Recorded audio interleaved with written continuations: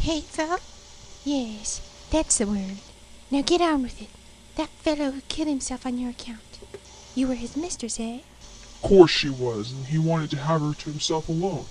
That's so, isn't it? He danced the tango like a professional, but he was poor as a church mouse. That's right, isn't it? Was he poor or not? Give us a straight answer. Yes, he was poor. And then you had your reputation to keep up. One day he came and implored you to run away with him, and you laughed in his face. That's it, you laughed at him, and so he killed himself. Did you used to look at Florence in that way? Yes. Ah! You've got it wrong, you two. He wanted me to have a baby, so there. And you didn't want one? I certainly didn't.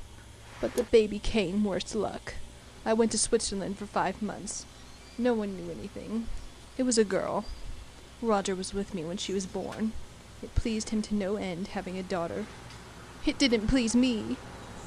And then? There was a balcony overlooking the lake. I brought a big stone. He could see what I was up to, and he kept on shouting, "Estelle, for God's sake, don't!" I hated him then. He saw it all.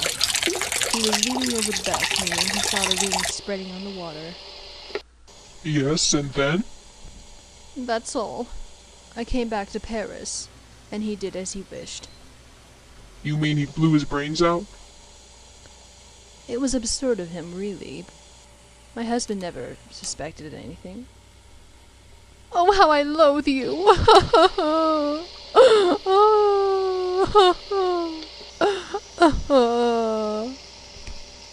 Nothing doing.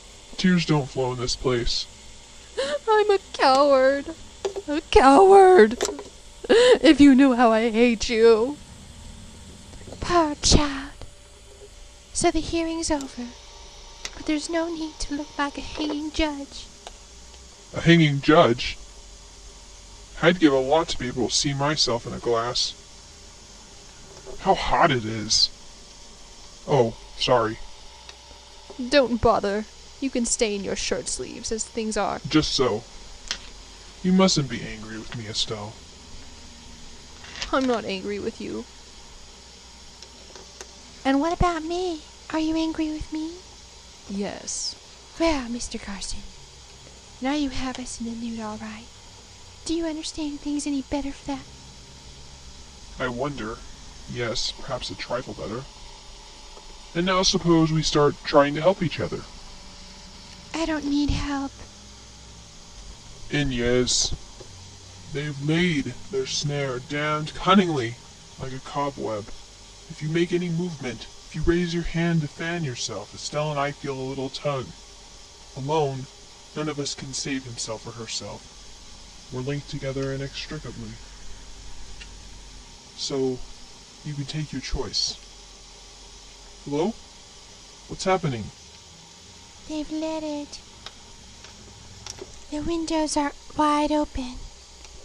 A man is sitting on my bed. My bed, if you please. They've let it. Let it. Step in, step in. Make yourself at home. You brute! Ah, there's a woman, too. She's going up to him, putting her hands on his shoulders. Damn it!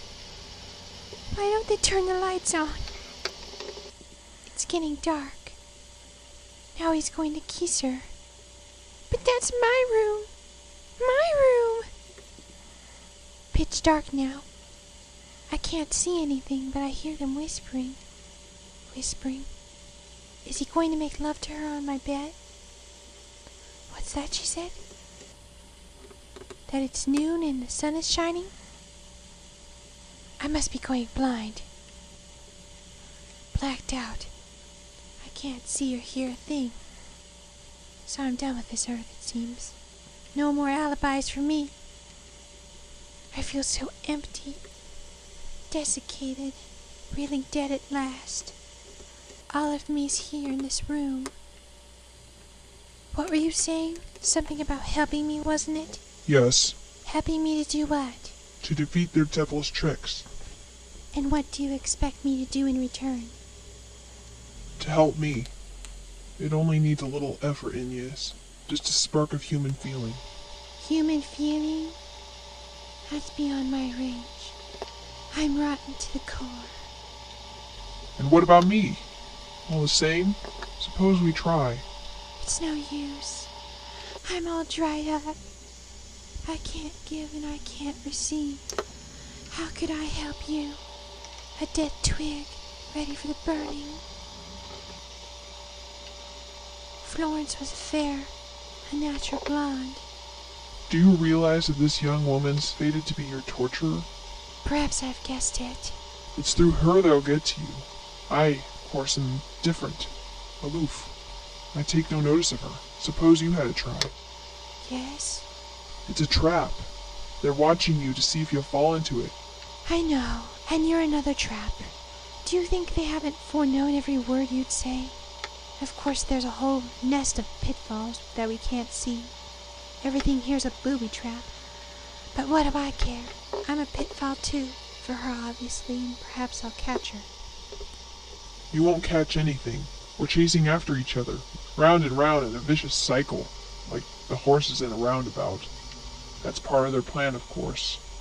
Drop it, Inez. Open your hands and let go of everything, or else you'll bring disaster on all three of us. Do I look like the sort of person who lets go? I know what's coming to me. I'm going to burn, and it's to last forever. Yes, I know everything. But do you think I'll let go? I'll catch her. She'll see you through my eyes as Florence saw that other man. What's the good of trying to enlist my sympathy? I assure you I know everything, and I can't feel sorry even for myself. A trap. Don't I know it, and that I'm in a trap myself up to my neck, and there's nothing to be done about it. And it suits their book so much the better. Well, I, anyhow, can feel sorry for you, too. Look at me. We're naked right through, and I can see into your heart. That's one link between us. Do you think I'd want to hurt you?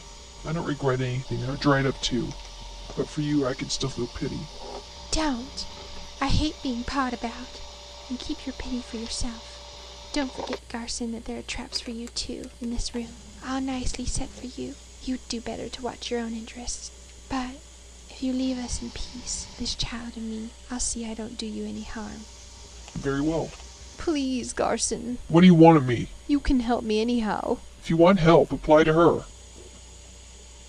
I implore you, Mr. Garson. You gave me your promise, didn't you? Help me quick. I don't want to be left alone. Olga's taken him to a cabaret. Taken whom? Peter. Oh, they're dancing together. Who's Peter? Such a silly boy. He called me his glancing stream. Just fancy. He was terribly in love with me. She's persuaded him to come out with her tonight. Do you love him? They're sitting down now. She's puffing like a grampus. What a fool the girl is to insist on dancing. I dare say she does it to reduce... No, of course I don't love him. He's only 18 and I'm not a baby snatcher. Then why bother about him? What difference does it make? He belonged to me. Nothing on earth belongs to you I tell you he was mine. All mine. Yes, he was yours once. But now, try to make him hear. Try to touch him. Olga can touch him, talk to him as much as she likes. That's so, isn't it? She can squeeze his hands, rub herself against him. Yes.